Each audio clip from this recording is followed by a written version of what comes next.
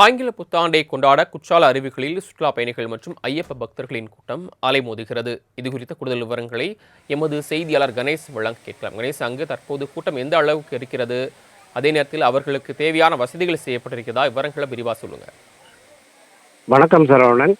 தென்காசி மாவட்டத்தின் மேற்கு தொடர்ச்சி மலை அடிவார பகுதியில் புகழ்பெற்ற சுற்றுலா தலமாக விளங்கக்கூடிய குற்றாலம் அமைந்துள்ளது.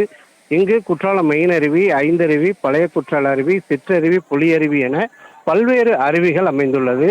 ஒவ்வொரு ஆண்டும் தென்மேற்கு பருவமழை துவங்கியது முதல் குற்றாலத்தில் உள்ள அனைத்து அருவிகளிலும் நீர் ஆர்ப்பரித்து கொட்டும். இதில் குளிப்பதற்காக பல லட்சக்கணக்கான சுற்றுலா பயணிகள் இங்கு வருகை தருவது வழக்கம்.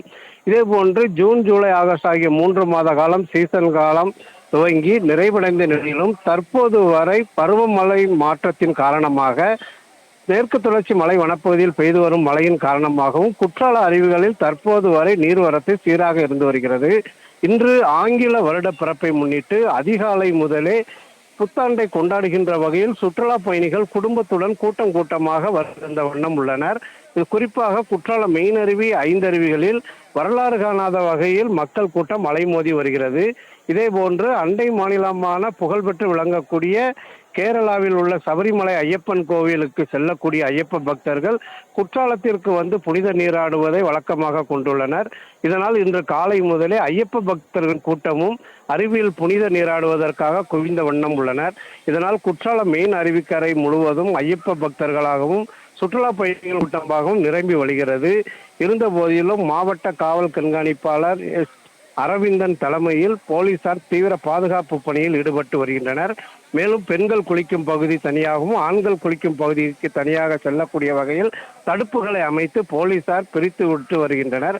இதனால் அங்கு அப்பகுதி முழுவதுமே சுற்றுலா பயணிகள் கூட்டம் அலைமோதி வருகிறது.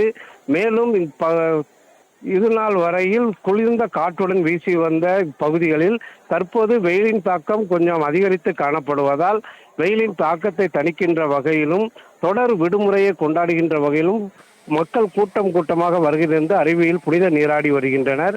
இன்று பல்வேறு பகுதிகளில் உள்ள நீர்நிலைகளுக்கும் இப்பகுதிகளை சேர்ந்த பொதுமக்கள் திரண்டு வருகின்றனர். குறிப்பாக தென்காசி மாவட்டத்தில் அமைந்துள்ள நீர்த்தேக்க பகுதிகளாக விளங்கக்கூடிய குண்டாறு, கருப்பாநதி, கடனாநதி, ராமநதி அணை பகுதிகளிலும் சுற்றுலா பயணிகள் கூட்டம் கூட்டமாக சென்று வருகின்றனர்.